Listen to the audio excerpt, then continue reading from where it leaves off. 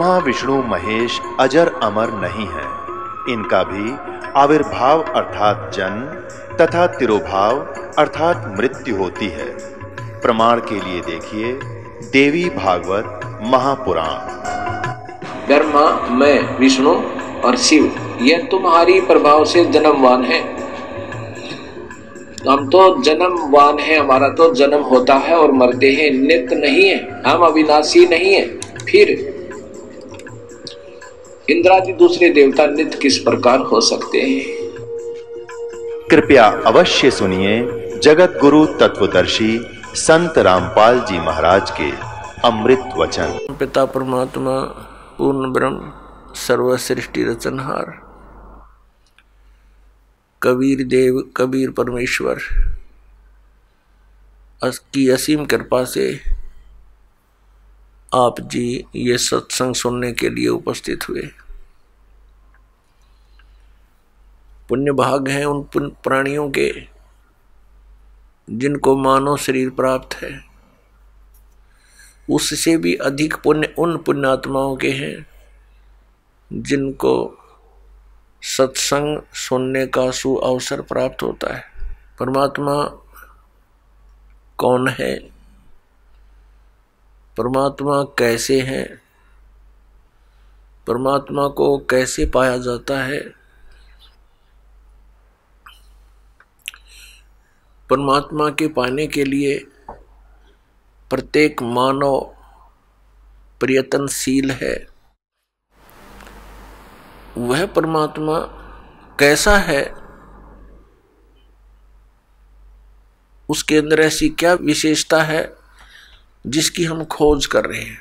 परमात्मा के अंदर ऐसी क्या विशेषता है, क्या खासियत है जिसको खोजने के लिए हमने बहुत सारे तरीके भी अपनाए हैं। अधिकतर व्यक्ति तो संसारिक सुविधाओं को बटोरने में ही सारा जीवन लगे रहते हैं, उन्हीं को उत्तम मानकर चिपके हैं। और कुछ एक पुण्यात्माओं ने राज तक को त्याग दिया। राजा को सर्व भौतिक सुविधाएं उपलब्ध होती हैं और उसने वो सब त्याग दी और फिर परमात्मा के पाने के लिए कठिन प्रयत्न किए, परिश्रम किए, साधनाएं की, रूखा सूखा भोजन खा करके परमात्मा के पाने के लिए वो प्रयत्नशील रहे। एक समय एक सिमली नाम की लड़की थी और वो किसी गुरु से उपदेशी थी, आस्था भगवान में गणी थी। और प्रारंभ से ही ये ऐसा रहा है कि जगत और भगत का आपस में मतभेद बना रहा और जिस कारण से भक्तों को बहुत कठिन यातनाएं सहन करनी पड़ी। संसार की रीतियां, संसारिक जो परंपराएं हैं वो यहाँ इस काल के जाल में रहने के लिए व्यवस्थित है, एक व्यवस्था है। और जो लोग परमात्मा से परिचित नहीं है वो इसी में, इन्हीं में व्यवस्थित है। उस लड़की की बहुत आस्था थी। नगर के बाहर एक साधु का आश्रम था। वो लड़की उस महात्मा को आहार करा के आती थी, उनकी सेवा भी करती थी और शाम के समय अपने घर आ जाती थी। कुल के लोगों ने, परिजनों ने बहुत कुछ प्रतिबंध लगाए लेकिन लड़की नहीं मानी। उस सिमली का एक भाई था, मंसूर नाम था उसका। उसको अन्य व्यक्तियों ने कहा कि आपकी बहन शाम के समय और गैर टाइम को वक्त जाती है संत के आश्रम में। देख ले भाई, इज्जत का सवाल है। और पूरे नगर में चर्चा चलती है अपनी बहन को बनाकर। अब मंसूर ने सोचा भी पहले ये देख तो लूं वास्तव में वहां उस आश्रम में ऐसा क्या है। इस दृष्टिकोण से जब उसकी बहन शाम के समय प्रतिदिन जाती थी साधु का भोजन लेकर,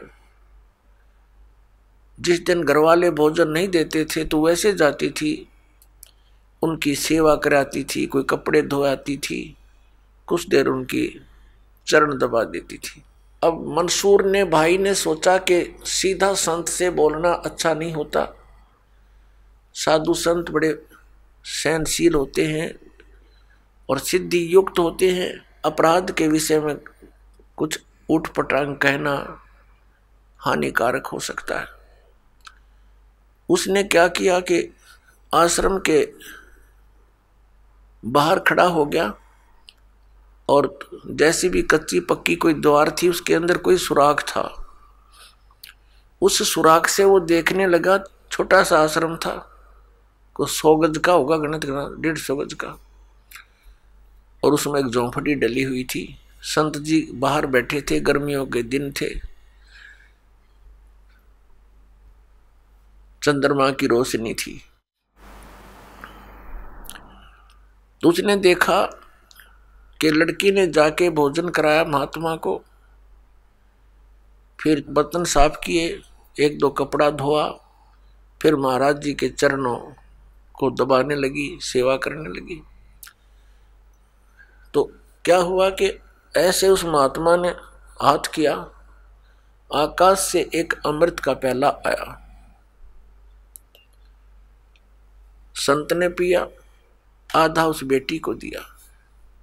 संत ने कहा कि बेटी इसमें से थोड़ा सा, एक नालायक व्यक्ति खड़ा है, उसके भी मार दे एक छींट, इस सुराख के अंदर से जा और उसके भी लगा दे, थोड़ी सी कल्याण हो जा, एक नालायक व्यक्ति खड़ा है। अब उसने जाकर के, लड़की ने आदेश पालन करना था, सुराख में से ऐसे कर दिया, उसने देखा कौन है कैसे है, तो उसके भी जीभ पर वो थोड़ा सा अमृत की छींट लगी। एकदम उसके हृदय में एक विशेष प्रेरणा हुई कि मैं बहुत पापी हूं, मैं नीच हूं, और ऐसे पाक साफ महापुरुष के विषय में मेरे मन में दोष आया।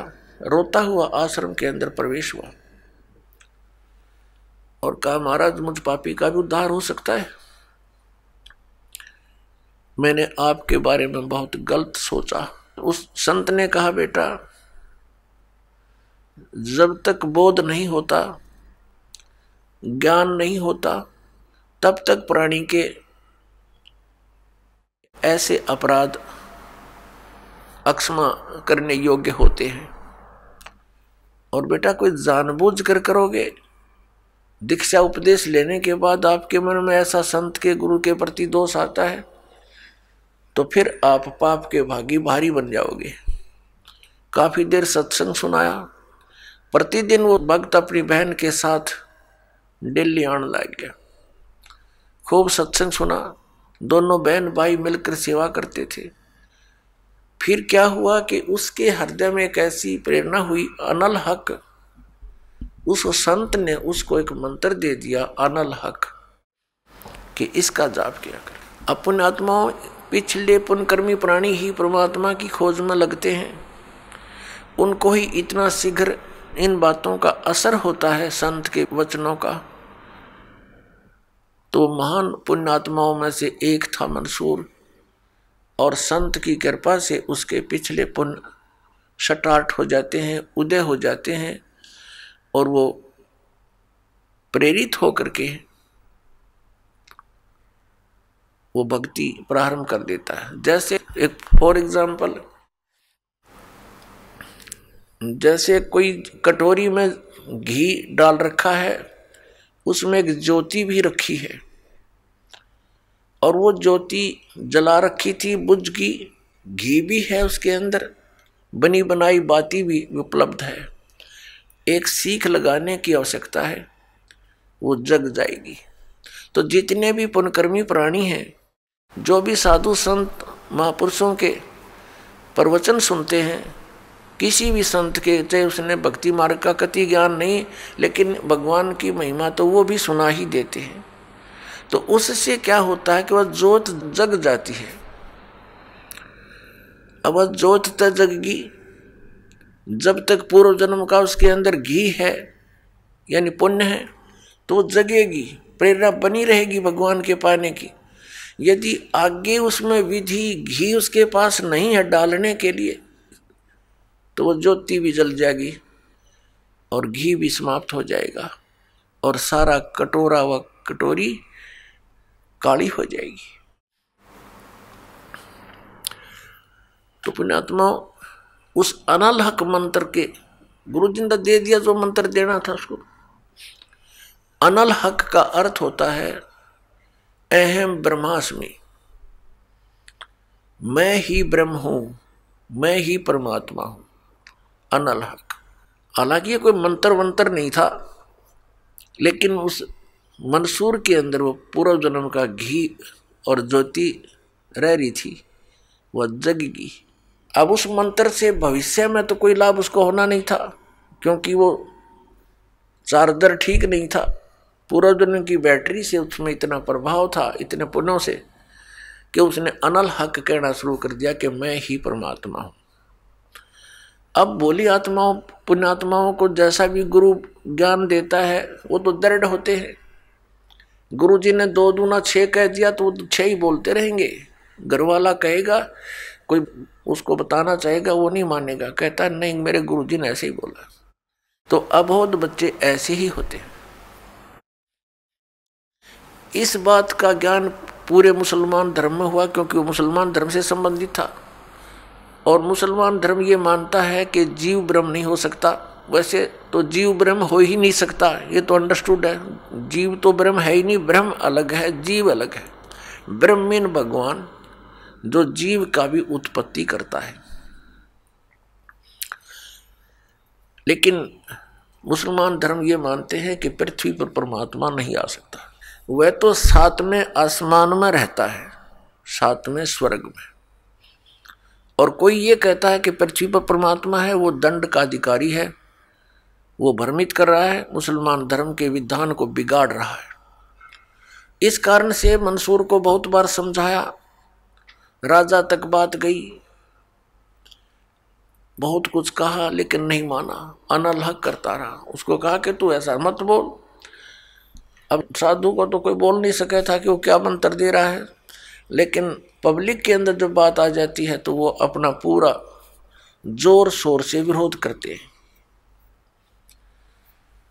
अब क्या हुआ कि वो नहीं माना, तो उसको चौराहे पर खड़ा कर दिया, बांध दिया उसको चौराहे पर।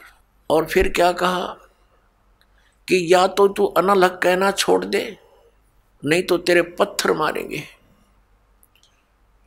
उसने फिर कहा अनल हक, क्योंकि वो तो मदमस्त हो गया था, अलमस्त हो गया था। ऐसी स्थिति पूर्व जन्मों के पुण्यों से होती है, और भविष्य की भक्ति नहीं होती है तो वो नष्ट हो जाता है उस जीवन, ऐसी पुण्य आत्मा का। तो उसको सजा दी गई कि पूरे नगर के व्यक्ति इसको पत्थर मार मार के इसका वध करेंगे। ऐसी सजा दें ताकि और भी कोई ऐसी हिम्मत ना करे।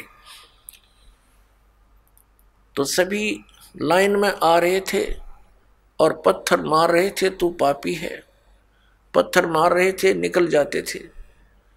अब उसकी बहन सिमली का भी नंबर आ गया। जब और पत्थर लगा रहे थे वो हंस रहा था, अनल हक अनल हक हंस रहा था। और जब उसकी बहन सिमली का नंबर आया, वो भी लाइन में खड़ी थी। तो बहन ने सोचा पत्थर तो मैं नहीं मारूंगी, लेकिन लोक लाज में आके उसने फूल उठा लिया कि मैं फूल मार आऊंगी इसके।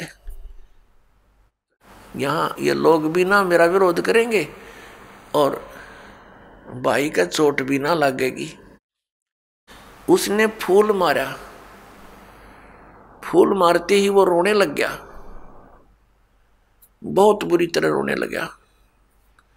तब सिमली ने कहा कि भाई, लोग तेरे पत्थर मार रहे थे, उनके पत्थरों से नहीं रो रहा था, और तू मेरे फूलते रोने लग गया।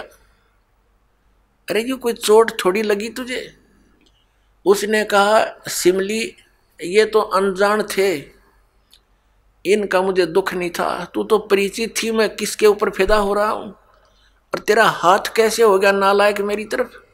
तूने भगवान की तरफ हाथ कर दिया, मैं भगवान के लिए ड्यूटीड हूं, और तूने क्या समझा फिर ज्ञान को? न्यू रो रहा हूं, तेरा जीवन बर्बाद हो गया, तूने ज्ञान समझा नहीं बहन, तेरे फूल का मुझे इसलिए दर्द हुआ, तू तो परिचित थी इस बात में। उसके बाद नहीं मरा वो पत्थरों से, कहने लगा या तो कहना छोड़ दे अनल हक, नहीं तेरा हाथ काटेंगे।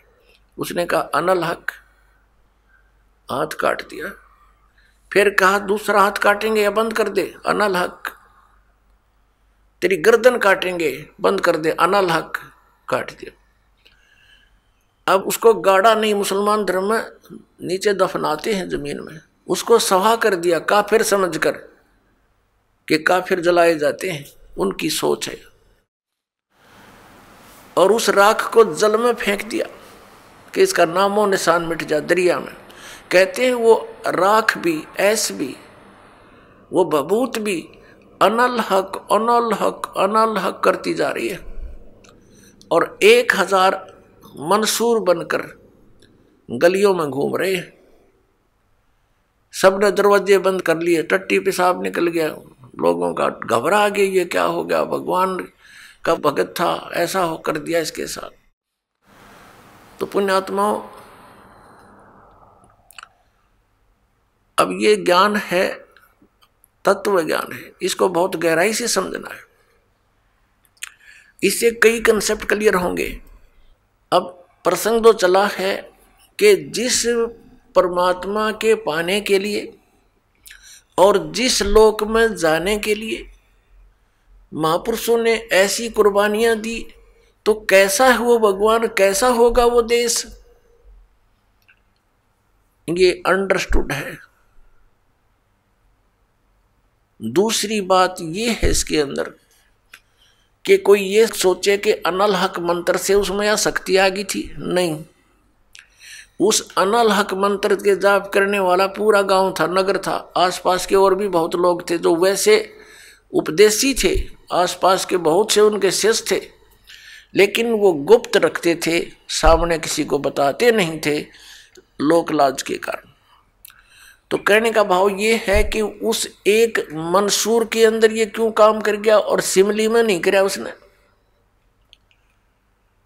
ये पिछले ही पुण्य से होते हैं पूर्ण हंस मुराद, ये पूर्व जन्म के संस्कार थे, उस मंत्र का इसमें कोई योगदान नहीं था। अब प्रसंग जो चल रहा है उसी पर हम थोड़ा सा डिस्कस करते हैं कि जिस परमात्मा के लिए इतनी कुछ कुर्बानियां संत महात्माओं ने की, तो वो कैसा है भगवान, ये तो अंडरस्टूड है कि वो कितना सुखदायी होगा, और वहां जाने के बाद प्राणी को कैसा सुख होगा। उसके लिए हम फिर कौन सी विधि अपनावें, कौन से ग्रंथ को सत्य माने, किस गुरु की बात पर विश्वास करें। कोई कुछ विधि बताता है, कोई कुछ विधि बताता है, और सभी कहते हैं तुम्हारा कल्याण होगा, तुम्हें मोक्ष प्राप्ति होगी। तो उसके लिए हमने ये जानने के लिए कि कौन सा मंत्र, कौन सी विधि है, वे ऑफ वर्शिप, जो यथार्थ है। अब जो भी संत कोई मंत्र देता है तो उसके उपासक उसको यही मान लेते हैं कि यही सही है। दूसरा बताता है नहीं ये मंत्र ठीक नहीं, ये विधि ठीक नहीं। तीसरा कहता है नहीं ये हमारे गुरुजी ने ऐसे बताया है, ये सही है। इसका निर्णय कैसे हो? जैसे किसी अपराध के ऊपर कुछ अधिवक्ता एडवोकेट आपस में डिस्कस करते हैं। एक कहता है इस अपराध के ऊपर ये धारा लगेगी, दूसरा कहता नहीं इसकी ये धारा बनती है, इसका ऑफेंस इस धारा के अंतर्गत है, तीसरा कहता नहीं इसके ऊपर ये अन्य धारा लगेगी। तो उन तीनों का फैसला कहाँ होगा कि कौन सी धारा के अंतर्गत ये ऑफेंस है? वो संविधान के अंदर देखा जाएगा, और संविधान के अंदर जो लिखा है वो फाइनल है, वो धारा उसी के अंतर्गत वो ऑफेंस है, तो उसके ऊपर वही धारा होगी और उसी के आधार पर उस पर कार्रवाई कोर्ट में होगी, वो सही है। ठीक इसी प्रकार हमारे पवित्र जो शास्त्र हैं, सदग्रंथ हैं, ये सभी शास्त्र हैं जैसे पवित्र पांचों वेद, चार वेद तो ये वेल नोन है, ऋग्वेद, सामवेद, यजुर्वेद, अथर्ववेद। एक पांचवा वेद है, वो स्वयं परमेश्वर के द्वारा अपने मुख कमल से बोला जाता है। प्रत्येक युग में परमात्मा अपने उस तीसरे मुक्ति धाम से यानी सतलोक से चलकर आते हैं और अपने मुख कमल से उस यथार्थ ज्ञान पांचवें वेद को बोलते हैं। वो लिपिबद्ध कर लिया जाता है, वो पांचवा वेद होता है, वो कबीर वाणी है, वो परमेश्वर के मुख कमल से निकली सच्चिदानंद घन ब्रह्म की वाणी है। गीता जी अध्याय नंबर 4 के श्लोक नंबर 32 में गीता ज्ञानदाता कहता है कि अर्जुन, जो विधि साधनाएं आपने गीता अध्याय नंबर 25 के श्लोक 31 तक सुनी, कोई कैसी साधना करता है, कोई हठ योग करता है, कोई स्वाध्याय ही करता रहता है, कोई अन्य देवताओं की पूजा करता है, कोई कठिन घोर तप करता है, कोई अहिंसावादी है जैसे मुख पर पट्टी बांध कर नंगे पैरों घूमना, कोई केवल योग अभ्यास हठ योग करके समाधिस्थ होने की चेष्टा करता है, कोई प्राण अपान की क्रियाएं करता रहता है, कोई श्वासों को बाहर निकलते अंदर जाते देखता रहता है। इस प्रकार से सभी साधक अपनी अपनी साधनाओं को वो पाप नाश करने वाली जानते हैं, मोक्षदायक मानते हैं। यदि वो इनको गलत मान ले तो इनको छोड़ दे, क्योंकि भिन्न भिन्न साधनाएं और सभी कर रहे हैं और पाना एक परमात्मा को, तो ऐसा कभी नहीं हो सकता। उस परमात्मा के पाने की एक ही विधि है जो हमारे सदग्रंथों में विद्यमान है। तो उसके बाद बताया है कि ये सभी इस प्रकार के यज्ञ यानी धार्मिक अनुष्ठानों की जानकारी विस्तार के साथ ये चौथे अध्याय के 32वें श्लोक में श्रीमद् भगवत गीता जी में लिखा है कि इस प्रकार के धार्मिक यज्ञों की जानकारी, यज्ञ माने धार्मिक अनुष्ठानों की जानकारी सच्चिदानंद घन ब्रह्म यानी ब्रह्मणे मुखे सच्चिदानंद घन ब्रह्म की वाणी में विस्तार के साथ कही गई है। और उसको जानने के उपरांत फिर तू सभी कर्म बंधन से मुक्त हो जाएगा। चौथे अध्याय के 34वें श्लोक में कहा कि वो तत्व ज्ञान जो परमात्मा ने अपने मुख कमल से बोला है वो तत्व ज्ञान है। उस तत्व ज्ञान को तू तत्वदर्शी संतों के पास जाकर समझ। वो तत्वदर्शी संत तुझे उस परमात्म तत्व का ज्ञान कराएंगे। इससे एक तो ये सिद्ध हो गया कि गीता ज्ञानदाता कंप्लीट नॉलेज, स्पिरिचुअल नॉलेज नहीं रखता।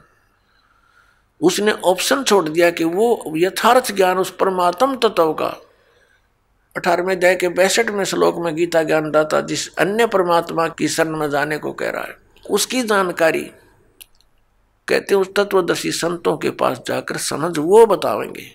गीता ज्ञानदाता नहीं जानता। तो वहां क्या बताया है कि वो सच्चिदानंद घन ब्रह्म की वाणी वो सूक्ष्म वेद है।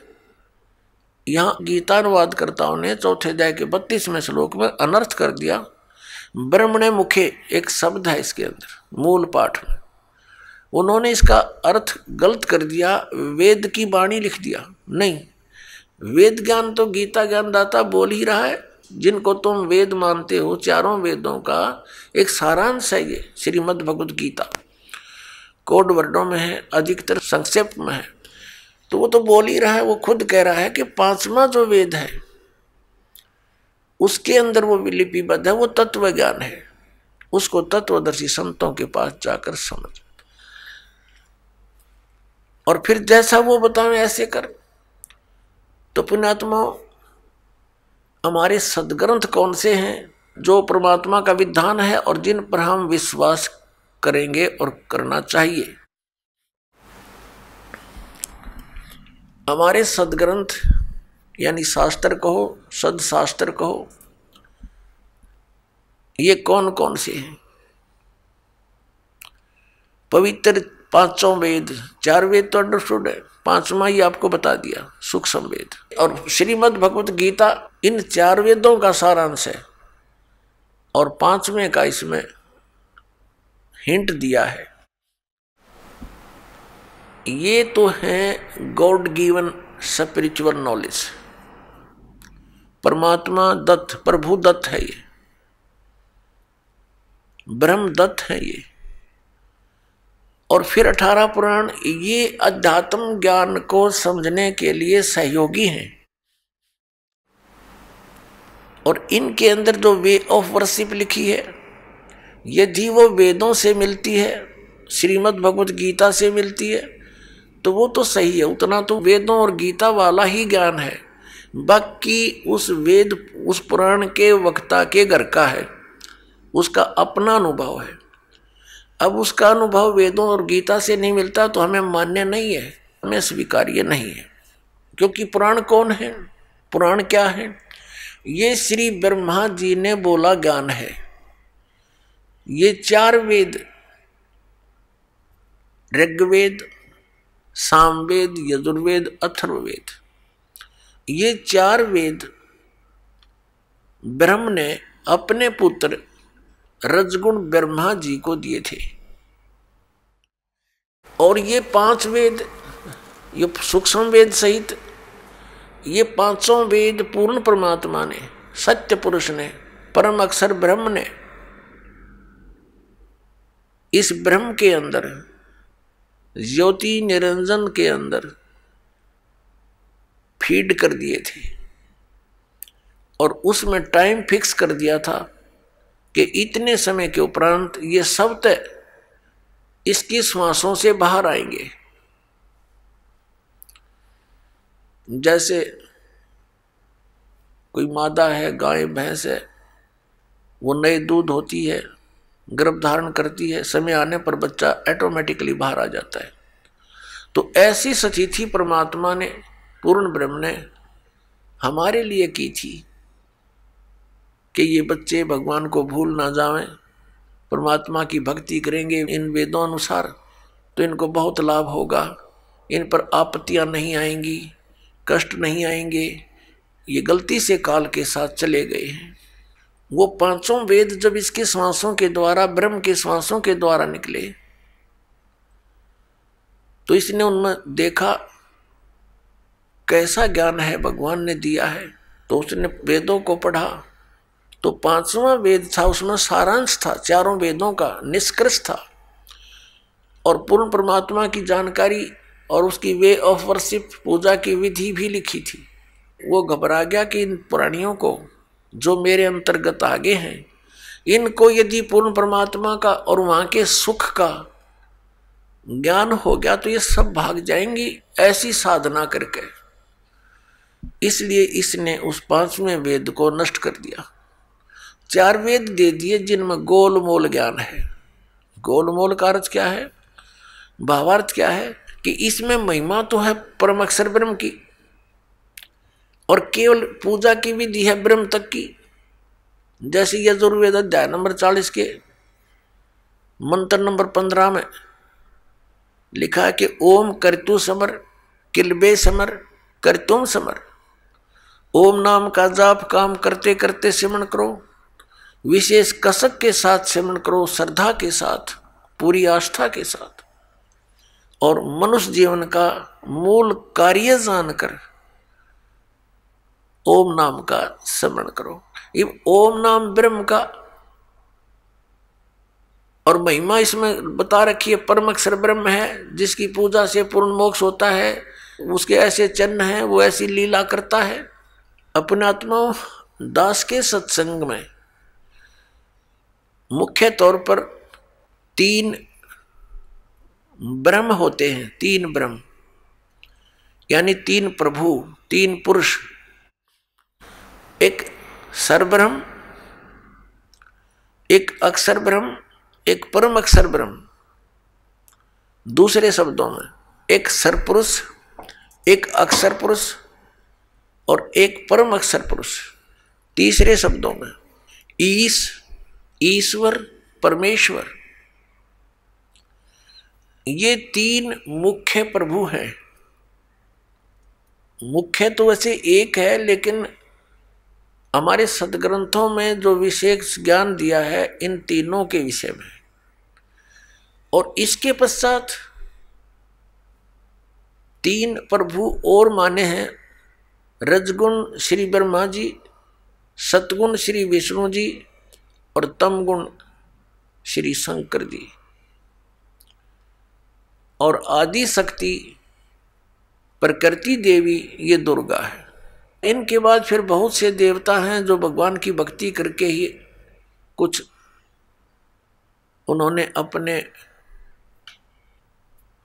टायर में हवा भर ली, यानी परमात्मा की कुछ भक्ति संग्रहित करके, और वो कुछ सिद्धि युक्त हो करके अन्य प्राणियों से श्रेष्ठ बने दिखाई देते हैं, वो भी देवता हैं। यानी श्री ब्रह्मा जी, रजगुण श्री विष्णु, सतगुण श्री शिव जी, तमोगुण ये अन्य देवताओं में हैं। और ये हमारे इस तत्व ज्ञान के अंदर मुख्य तौर पर प्रभु नहीं गिने जाते। दूसरे शब्दों में दास कहे कि ये भगवान नहीं है, ये ईश नहीं है, स्वामी नहीं है, भगवान नहीं है। तो ये बात जनसाधारण के गले उतरे नहीं, विशेषकर पवित्र हिंदू समाज के पुण्यकर्मी प्राणियों के, क्योंकि हमारे धर्मगुरुओं ने हमें उल्टा पाठ पढ़ा दिया। और एक दिन से नहीं, हजारों वर्षों से यही पाठ हम सुनते आ रहे हैं कि ब्रह्मा विष्णु महेश सर्वेश्वर हैं, इनका कोई जन्म मृत्यु नहीं होता, इनकी कोई माता पिता नहीं है, ये स्वयंभू है। तो जिस कारण से दास ने ये शब्द बोल दिया कि ये भगवान नहीं है, ये बात एक बहुत विवादप्रस्त हो जाएगी यदि प्रमाण नहीं दिखाया गया। तो आपको प्रमाण दिखाते हैं। एक समय इस शिवपुराण के अंदर लिखा है, पवित्र शिवपुराण के अंदर, कि श्री ब्रह्मा जी रजगुण और श्री विष्णु जी सतगुण का आपस में विवाद हो गया, झगड़ा हो गया। ब्रह्मा जी कहते हैं कि मैं सबका उत्पत्ति करता हूं, विष्णु तो मेरा पुत्र है। विष्णु जी कहते हैं तू मेरी नाभि कमल से उत्पन्न हुआ है, तू मेरा पुत्र है। वो कहता है मैं तेरा बाप, वो कहता है मैं तेरा बाप। दोनों का युद्ध हो गया।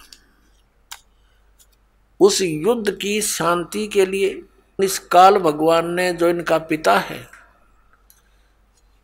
जिसको ये सदाशिव कहते हैं पौराणिक, और ये हिंदू धर्म के गुरु जी, उस सदाशिव ने इनके बीच में एक स्तंभ खड़ा कर दिया, तेजों में पिलर, बहुत लंबा चौड़ा लिंग स्तंभ। तो ये लड़ना तो भूल गए, उसके और छोर को खोजने में लग गए।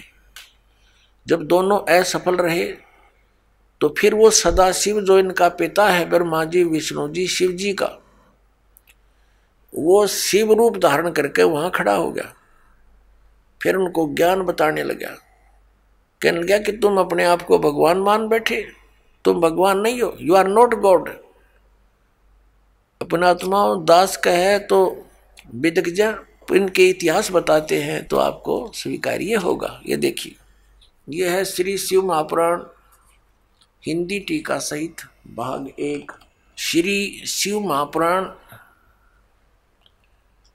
विद्या अवरिधि पंडित ज्वाला प्रसाद जी मिश्र कृत हिंदी टीका सहित, खेमराज श्री कृष्णदास प्रकाशन मुंबई, इतने यहाँ से प्रकाशित है। हम इसके ये देखिएगा, इसके प्रश्न नंबर 11 से हम शुरू करेंगे। ये है विद्वेश्वर संहिता भाग 1 छठा अध्याय। नंदी केश्वर बोले, हे योगींद्र, आगे एक समय विष्णु भगवान शेष शैया पर अपने गरुड़ आदि पार्षदों से संयुक्त लक्ष्मी सहित शयन करते थे। उस समय ब्रह्म ज्ञानियों में श्रेष्ठ ब्रह्मा जी, अब यहाँ के ही से ब्रह्म ज्ञानी है, देखियो, अपनी इच्छा से ही वहाँ आए। सब प्रकार सुंदर सेज पर शयन करते हुए कमल लोचन विष्णु जी से पूछने लगे, तुम कौन हो जो मुझे देखकर अभिमानी पुरुष के समान शयन करते हो? हे वत्स, हे बेटा। ब्रह्मा जी कह रहे हैं विष्णु जी को, हे वत्स, हे बेटा, उठो, देखो मैं तुम्हारा स्वामी आया हूं, तेरा मालिक आया हूं। आए हुए गुरु को देखकर जो अभिमान करता है, उस द्रोही मूड का प्रायश्चित होना उचित है। यह सुनकर विष्णु जी के अंतर में तो क्रोध हुआ, अंदर तो बड़ा गुस्सा आया, पर ऊपर तो शांत बने रहे, परंतु बाहर से शांत रहे और बोले, हे वत्स, हे बेटा, तुम्हारा मंगल हो, बैठो, इस आसन पर विराजमान हो। अब विष्णु जी कहे, उसने ब्रह्मा जी को कहा, जा बेटा बैठ जा। इस समय तुम्हारा नेत्र कुटिल और मुख वक्र यानी टेढ़ा क्यों हो रहा? गुस्से में हो रहा था ब्रह्मा जी। ब्रह्मा जी बोले, हे वत्स, हे बेटा विष्णु, तुमको समय के प्रभाव से अभिमान है। हे पुत्र, मैं तुम्हारा रक्षक और जगत का पिता मैं हूं। विष्णु जी बोले, यह तो सब जगत मुझ में स्थित है, तुम चोर के समान किस प्रकार अपना कहते हो? तुम मेरी नाभि कमल से उत्पन्न हुए हो, इससे मेरे पुत्र हो, मुझे पुत्र कहना सर्वथा व्यर्थ है। नंदी केश्वर बोले, इस प्रकार ब्रह्मा विष्णु दोनों ही रजोगुण से मुग्ध होकर विवाद करने लगे। मैं श्रेष्ठ हूं, मैं स्वामी हूं, ऐसा कहकर एक दूसरे को मारने की इच्छा से युद्ध करने में उत्सुक हुए। अब देखो, संपूर्ण देवता विमान में बैठकर वो तो लठ बजाने तैयार हो रहे हैं, और हमारे देवता फिर क्या क्रिया करते हैं? तब संपूर्ण देवता विमानों में बैठकर उस महाअद्भुत युद्ध को देखने चले आए और आकाश में उनके ऊपर फूल बरसाने लगे। वारे देवताओं, बताइए, देवताओं के काम है, दो भाई लड़ भी रहे हैं किसी कारण से, भले पुरुषों का काम है उनका बीच बचाड़ा करके छुटवावे, उनसे युद्ध बंद करवावे, और ये देवता फूल बरसावे, कहाँ मरो कटके, देखो कौन सा तगड़ा है। तो ये सारा काम बिगड़ा पड़ा पुण्यात्माओं इस तत्व ज्ञान के अभाव से। अब हम उस प्रसंग पर आते हैं कि जिसके अंदर ये कहा गया है इसी पवित्र पुराण में कि ब्रह्मा और विष्णु तुम भगवान नहीं हो, यू आर नॉट गॉड। देखिए, अब हम आगे हैं 17 पृष्ठ पे। और विद्वेश्वर संहिता भाग 1 अध्याय 9, ये वही प्रसंग यहां तक चल रहा। नंदीकेश्वर बोले इस प्रकार भगवान ने उन नम्र हुए। अब क्या हुआ कि उन दोनों के बीच में,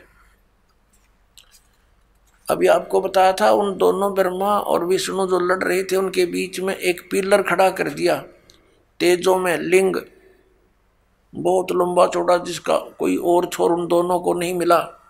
और फिर ये स्वयं प्रकट हो गया। कौन? इनका पिता, ये सदाशिव बोलते हैं इसको, ये काल ब्रह्म जिसने गीता का ज्ञान दिया। अब यहां देखिए, हम जो आपको दिखाया था, फिर देखिए ये पृष्ठ 17 पे विद्वेश्वर संहिता भाग 1 अध्याय 9 पर नंदीकेश्वर बोले इस प्रकार भगवान ने उन नम्र हुए ब्रह्मा और विष्णु पर अनुग्रह करके उनके युद्ध में परस्पर उनकी सेना मारी गई थी, उस सब को यहां देखें।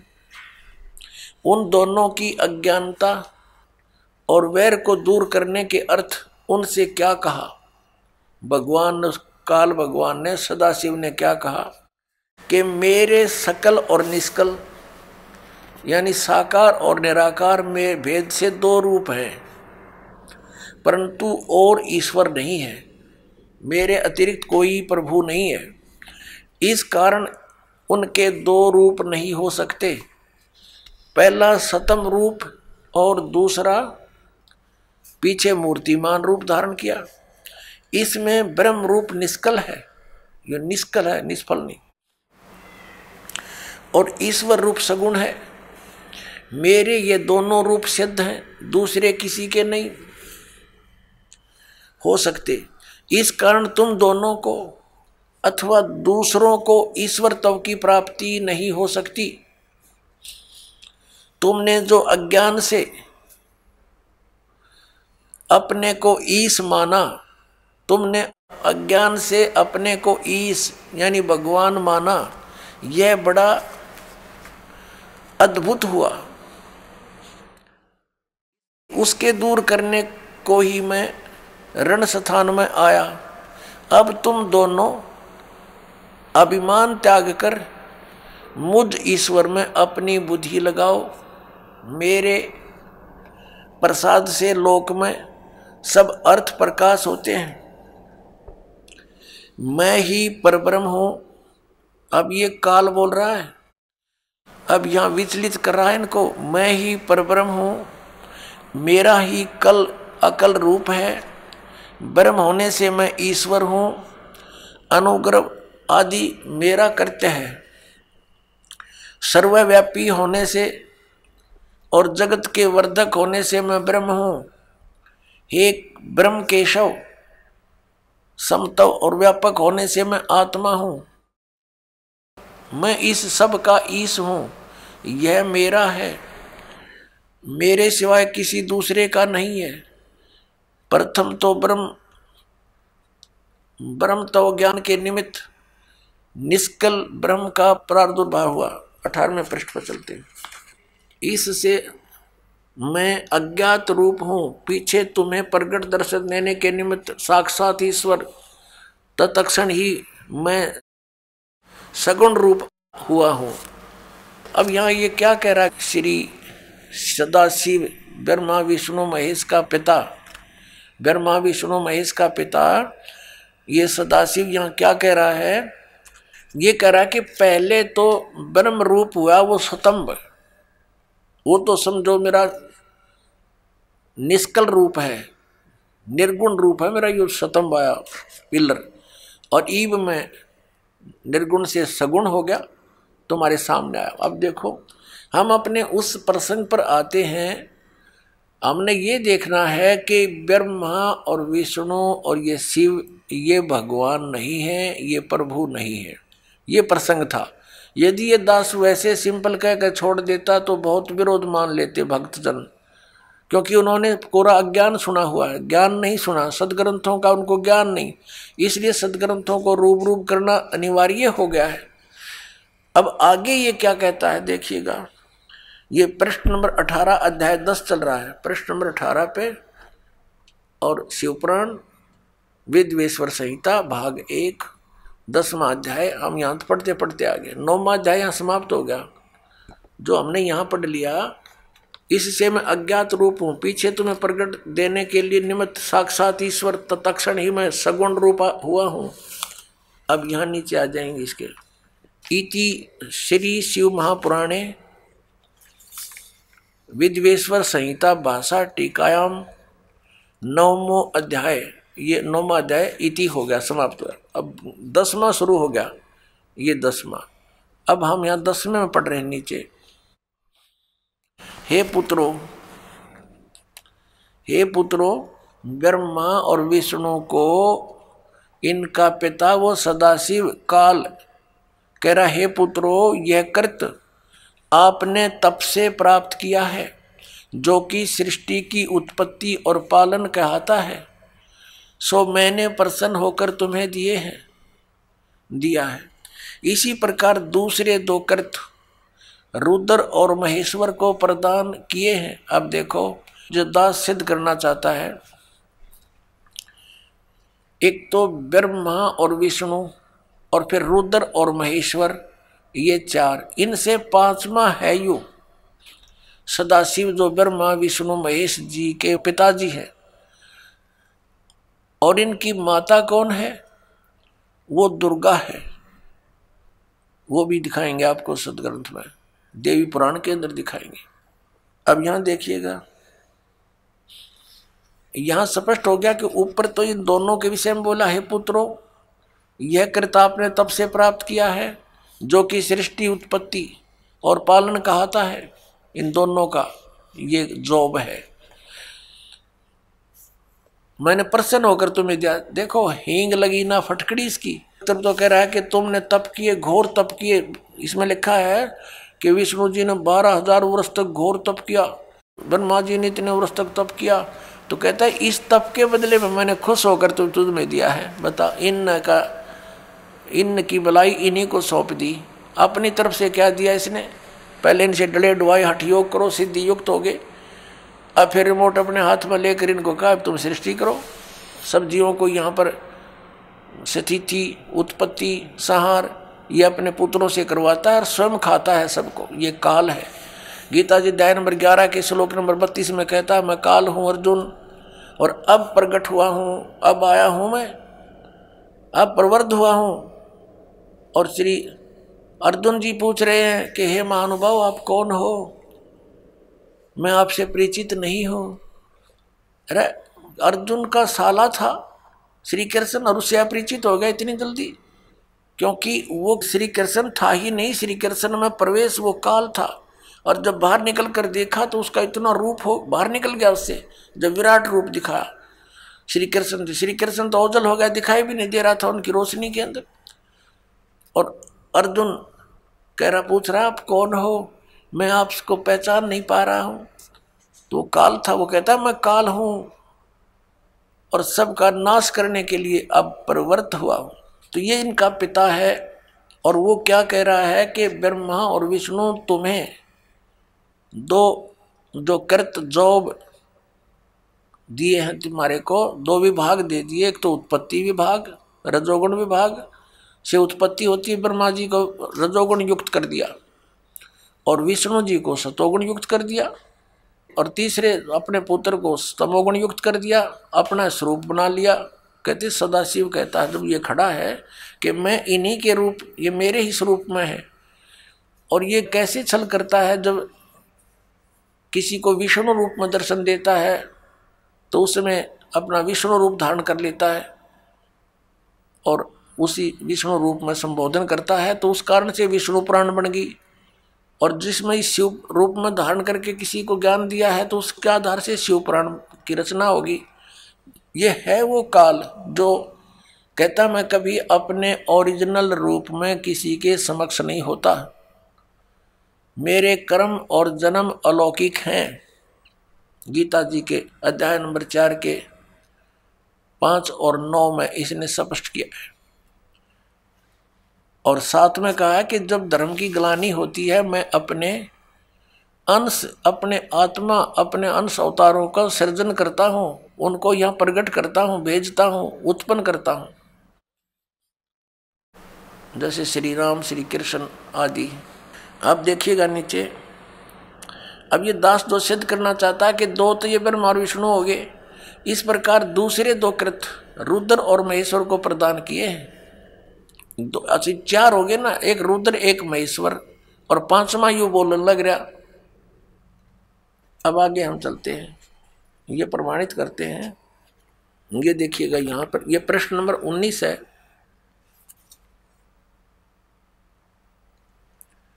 और ये विद्वेश्वर संहिता भाग 1 अध्याय 10 चल रहा है, यहां से हम लेंगे। हे सौम्य, मेरे अज्ञान से विमुख होने से तुम्हें अज्ञानता आ गई। विष्णु और ब्रह्मा जी को कह रहे हैं, मेरा ज्ञान होने से ऐसा नहीं होता, ज्ञान और रूप महेश के तुल्य हो जाते हैं। इस कारण इस ज्ञान की सिद्धि के निमित्त ओंकार नामक मंत्र जप करो। अभिमान दूर करने वाला, यह अभिमान दूर करने वाला है। सोई निज मंत्र उपदेश करते हैं। यह ओंकार मेरे मुख से उत्पन्न होने से मेरे ही रूप का बोधक है। आइए अब हम उन श्रद्धालुओं के अनुभव जानते हैं जो जगत गुरु तत्वदर्शी संत रामपाल जी महाराज जी से दीक्षा प्राप्त कर चुके हैं तथा उनके द्वारा बताए गए भक्ति मार्ग पर चल रहे हैं। नमस्कार सर। नमस्कार सर। सर क्या नाम है आपका? विष्णु पुटा जी। विष्णु जी आप कहाँ से हैं? उड़ीसा कालाहांडी डिस्ट्रिक्ट से। संत रामपाल जी महाराज से नाम दीक्षा आपने कब ली? 2 नवंबर 2020 को मैं लिया था, जम्मू में लिया था। संत रामपाल जी महाराज से नाम दीक्षा लेने से पहले आप क्या भक्ति साधनाएं करते थे? इससे पहले जो हम ब्रह्मा विष्णु महेश शिव जी जो भी देवादेवी इसे पूजा करते हैं उस सबको हम इसमें मानते थे। ज़्यादातर शिव जी को करते, हर सोमवार को जाके मिसेस ने मेरा पानी वगैरह चढ़ाते थे। और इसी बीच में ओम शांति में भी हम जाते थे। ओम शांति में जाके मुरली पाठ वगैरह करते थे। कि जितना भी इसमें पूजा पाठ करते थे कहीं भी हमको आराम नहीं मिला। और ये था, पहले हमको पता नहीं था कि मतलब भगवान कौन है क्या है, इसके बारे में पता नहीं था। ओम शांति में जाने के बाद हमको पता चला कि ये मानो परम पिता परमात्मा कोई और होता है, मतलब जो कि एक है, मतलब सबका मालिक एक बोलते हैं। तो हम उसी हिसाब से ओम शांति में भी जाके ये देखा, उसमें भी हमको कोई लाभ नहीं मिला। तो फिर एक दिन राजस्थान का एक, उसमें मैं ऐसे BSF से बिलोंग करता हूँ, तो हमारे एक उस्ताद जी बोले कि आप लोग तो उसमें कुछ खाते नहीं हैं, तो आप लोग ऐसे करो, ये सब प्रॉब्लम वगैरह है तो हमारे गुरुजी है वो साथ साथ साक्षात दिखाई देते हैं और आप जितना भी बीमारी है सब को दूर कर देते हैं। तो मैं बोला कौन सा ऐसे गुरुजी है तो हमको भी बताओ। वो बोले कि संत रामपाल जी महाराज है, वो कबीर भगवान वो साक्षात आए हैं, वो ही आपको दूर कर सकते हैं। मैं बोला ठीक है, उनको एड्रेस के कैसे इसमें उनको पूजा पाठ करेंगे क्या है, वो फिर हमको बताए थे। और अपना दिल्ली से रोहतक का इसमें एड्रेस दिया, वहाँ फ़ोन किया मैं। फ़ोन करने के बाद वहाँ से नंबर लेके हमारा जो नामदान केंद्र कालाहांडी और संबलपुर दोनों का मेरे को नंबर दिए। नंबर के बाद मैं संबलपुर किया तो उसमें अटेंड नहीं हुआ था, बाकी एक कालाहांडी का नंबर कांटेक्ट हुआ था। कांटेक्ट होने के बाद वहाँ से फ़ोन करके हम नामदान लिया था संत रामपाल जी महाराज से। सर संत रामपाल जी महाराज से नाम दीक्षा लेने के बाद आपको क्या लाभ मिले? हाँ सर, बहुत सारे लाभ हुआ है। जैसे कि मेरे मिसेस को बहुत मतलब प्रॉब्लम था, उसमें विशाखापट्टनम आल्टियर में हम ट्रीटमेंट कर रहे थे, तब उनका बता रहे थे डॉक्टर कि इसमें छोटा आंत के अंदर होल्ड हो गया है, छेद हो गया है। तो हम जाके डॉक्टर को, तो मैं जा नहीं पाया था, तो मेरा दोस्त एक लेके गया था। वो बोले कि इसमें आपका मिसेस का वहाँ होल्ड है तो ये होगा। ये कैसे हुआ? वो बोला ज़्यादा एसिड होता है, एसिड से ये हो जाता है। एसिड होते तो मैं फिर टेस्ट करते करते मैं तो ट्रीटमेंट के लिए मैं तैयार हो गया, बोला ऑपरेशन भी करेंगे। उसमें फिर 1 महीना का टाइम दिया है, बोले 1 महीने के बाद आओ। बाद में क्या है, गले के अंदर छेला हो गया पूरा। छेला होने के बाद उसको खाने में पीने में बहुत उसमें मुश्किल होता था, फिर पेट में भी बहुत दर्द होता था। मैं बोला ये सब इसमें जो होल्ड हुआ उसके कारण से ही हुआ होगा। बाद में जब देखा कि नहीं इसमें तो मुश्किल होगा, तो मैं एक दिल्ली से SLPS कंपनी से मैं मेडिसिन भी मंगाता था, वहाँ से 10,000 का मेरा पर मंथ आता था। ऐसे करके मेरा महीना में 40,000 रुपया मेरा खर्च होता था अगर मेडिकल ट्रीटमेंट में। तो मैं बोला कि ये सब ऐसे ट्रीटमेंट से तो मुश्किल होगा, और डॉक्टर ने बता दिए थे कि ये ट्रीटमेंट आपका करने के बाद भी आपको ज़िंदगी भर मतलब मेडिसिन खाना ही पड़ेगा। ये ठीक इसमें ऑपरेशन के बाद होगा नहीं होगा हम तो उसमें गारंटी नहीं ले सकते हैं, बाकी आपको मेडिसिन कंटिन्यू खाना पड़ेगा इसमें जब तक ये अब जिंदा रहोगे, यही बताए थे। तो हम बोले कि चलो ऐसे तो जब SLPS का कंपनी का खा रहे थे तो हम संत रामपाल जी के बारे में जो बोला था, तो मैं इसमें बोला ये ऑपरेशन हम करेंगे नहीं और हम इसमें भगवान के ऊपर छोड़ देंगे। मैं सर इसमें जम्मू में इसमें अपना CM हाउस में ड्यूटी करता था। वहाँ CM हाउस में जब ड्यूटी कर रहा था तो मेरे मिसेस का इतना सीरियस हो गया, तो इस टाइम वो बोला कि मैं और ज़िंदा नहीं रहूँगा, मैं मर जाऊँगा। तो मैं बोला ऐसे तो मत बोलो, ऐसे बोलोगे तो बच्चे कैसे करेंगे, क्या है इसमें।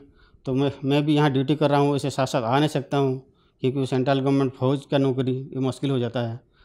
तो वहाँ से फिर मैं हमारे कमांडेंट को बताया कि ऐसे ऐसे बात है और मेरा मिसेस का ज़्यादा सीरियस है और मेरे को मैं उड़ीसा में मेरा रखा जाए। तो वहाँ से फिर मेरे को बाद में उड़ीसा भेजा गया। उड़ीसा में आने के बाद मैं उसमें मिसेस को बोला आप कैसे करोगे, वो बोला नहीं मैं इसमें संत रामपाल जी का इसमें जो आप बता रहे थे वहाँ जाके मैं नाम ले लूँगा। तो ये क्या नाम का सर, इसमें एक हमारा कलाहांडी डिस्ट्रिक्ट का एक विक्रम भगत जी बोल के थे, वो एक बार जा रहे थे इसमें दिल्ली जा रहे थे। तो मैं उस टाइम अक्टूबर महीना में मैं भी छुट्टी आया था, उनके साथ में जा रहे थे और वहाँ रास्ता में मेरे को बोले कि भगत जी आपका इतना सारे प्रॉब्लम है तो आप ऐसे करो ना इसमें नाम ले लो। तो मिसेस को उसी टाइम में बताया था कि अपना कलाहांडी में एक जारिंग करके एक नामदार सेंटर है, वहाँ जाके आप नाम ले लो। और उसी टाइम मेरे को बिना पूछे मिसेस ने वो चला गई। जारिंग नामदार केंद्र कलाहांडी डिस्ट्रिक्ट उड़ीसा में नामदान लिए थे, मेरे मिसेस ने लिए थे। ये मेरे मिसेस का जो होल्ड हो गया था ये आप रिपोर्ट देख सकते हैं, छेद हो गया था, वो छेद ठीक हुआ नहीं था। तो हम जब संत रामपाल जी महाराज का इसमें नाम लिया उसके बाद हमको कोई दवाई खाया नहीं, कुछ नहीं, वो अपने आप धीरे धीरे ठीक हो गया, तो बगैर ऑपरेशन से ठीक हो गया। बाद में उसका पेट का भी प्रॉब्लम वगैरह, वो चेस्ट में जो जलन होता था, गले में जलन होता था, सब कुछ ठीक हो गया। वो बीच में फिर मुंबई में था, एक रिपोर्ट था उसमें थायराइड का भी इसमें थोड़ा अभी कम हो गया। पहले से थायराइड उसमें ज़्यादा हो गया था, अभी थायराइड का कुछ उसमें खा नहीं रहे, जस्ट गैस का खाली दवाई खा रहे हैं, अभी कुछ नहीं खा रहे हैं इसमें। 2021 को मेरा पेंशन आना था मैं बॉर्डर सिक्योरिटी फोर्स से, तो इस टाइम जब आ रहा था तो मेरा केस क्लियर हुआ नहीं था, मैं और 3 महीना रुक गया। इसके अंदर मेरा प्रमोशन भी आ गया और आर्थिक समस्या के लिए मेरा जैसे DA वगैरह दे दिया गवर्नमेंट ने, तो बहुत सारे इसमें पैसा मिला है। और घर का कई मतलब काम वगैरह, छत वगैरह डालना था, ये सब भी मेरा काम पूरा हो गया। जुलाई 31 को मैं पेंशन आ गया। ये सब रामपाल जी महाराज का दया से ही सब हुआ है। इसे और बहुत सारे लाभ मिले हैं जो कि मतलब कहने से तो कह नहीं सकते हैं, ये इतना सारे मतलब लाभ मिले कि बोलने से तो कई महीना कई सालों भी लग जाएगा। सर संत रामपाल जी महाराज से नाम दीक्षा कैसे ली जा सकती है? संत रामपाल जी महाराज का विभिन्न चैनल पर सत्संग आता है और इसके बीच में एक टीवी में पीले पट्टी चलते रहता है, उसमें नंबर लिखा होता है। इसके नंबर से कांटेक्ट करके हम नामदान अपना डिस्ट्रिक्ट या कोई नियरेस्ट नामदान केंद्र है उसको कांटेक्ट करके हम नाम ले सकते हैं और मोक्ष प्राप्ति हो सकते हैं। धन्यवाद जी। धन्यवाद।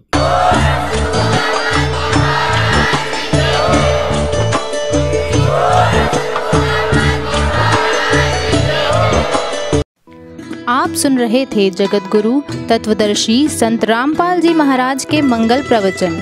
अधिक जानकारी के लिए संपर्क करें।